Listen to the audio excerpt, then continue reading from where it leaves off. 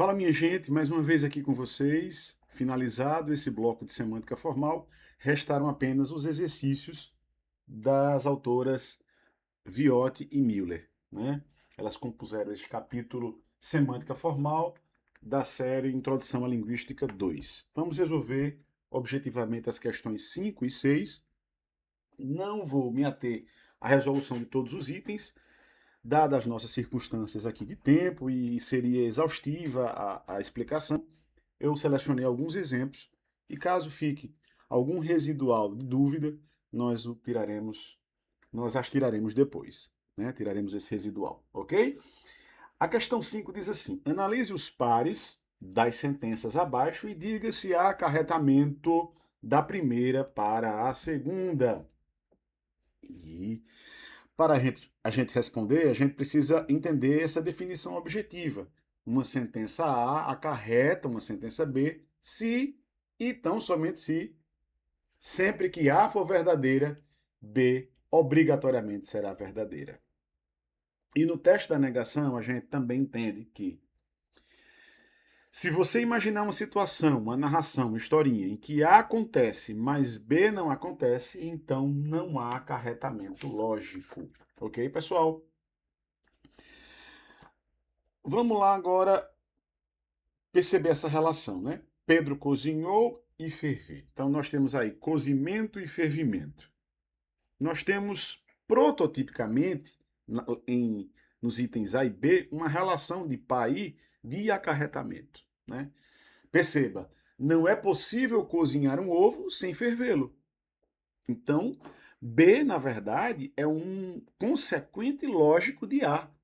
A informação de B, fervimento do ovo, está contida em A, no cozimento do ovo. Ok? 5C e D. Ricardo, perceba agora, inverteu. Ricardo ferveu um ovo, Ricardo cozinhou um ovo. Então, nós não temos aqui o acarretamento. Por quê?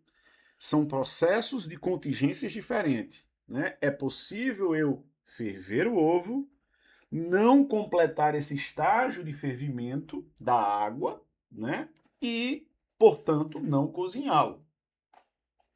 Então, é possível ferver um ovo sem cozinhá-lo. Tudo bem?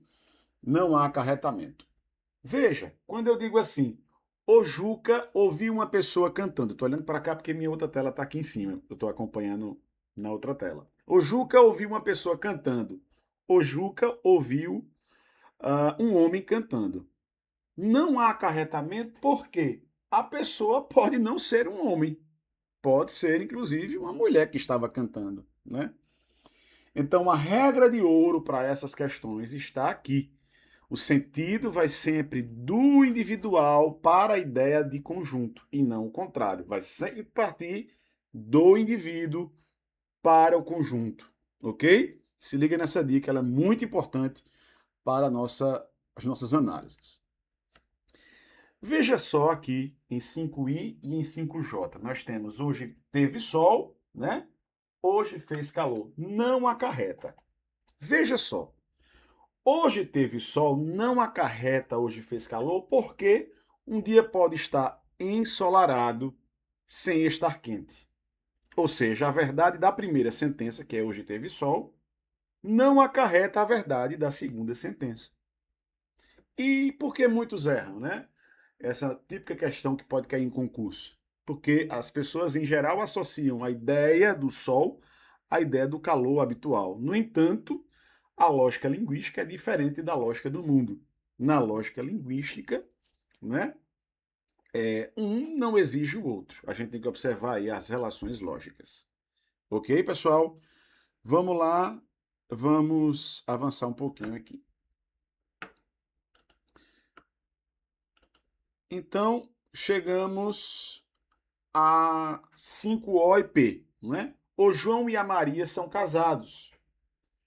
O João é casado com a Maria. Então, o que nós observamos aqui? Nós temos não acarretamento. Essa O é uma sentença ambígua, ou seja, produz aí uma ambivalência, né? A gente precisa dessemantizar, desambiguar essa sentença para observar, ó, quem é casado com quem, né? Ou seja, ela tanto pode significar que João é casado com a Maria, como pode significar que João e Maria são casados, mas não necessariamente um é cônjuge do outro. Percebe isso? Então, nesse caso, a gente pode perceber, né? Ela tanto pode significar que João é casado com a Maria, como pode significar que o João e Maria são casados, mas não com o outro. Portanto, a verdade de O não segue, a verdade de P não necessariamente segue a verdade de O. Ou seja, o subsequente não está contido lá em cima. Questão 6. Vamos analisar, então, alguns itens que eu separei para vocês. Analise os pares de sentenças abaixo e diga se a segunda sentença do par pode ser pressuposta da primeira.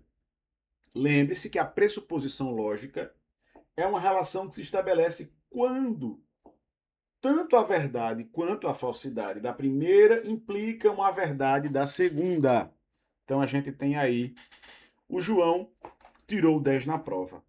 Acarreta.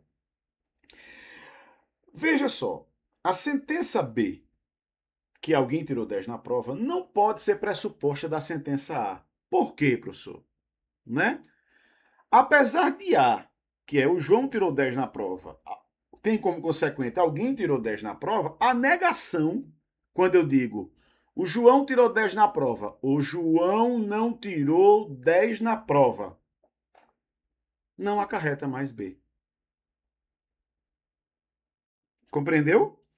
Depois volta para o conceito e aí você vai entender. Então, a gente diz que a sentença I, a sentença B não pode ser pressuposta da sentença A. Pelo teste que fizemos agora, não. Tem um acarretamento de A para B. Ok? O Luiz começou a tocar clarinete. Veja, nós temos aí, né? Veja que tanto o Luiz começou a tocar clarinete, quanto não é verdade que o Luiz começou a tocar clarinete. Tanto isso acarretam que o Luiz, o quê? Não tocava clarinete. Ou seja, a gente tem aí essa sentença base pressupõe a outra sentença.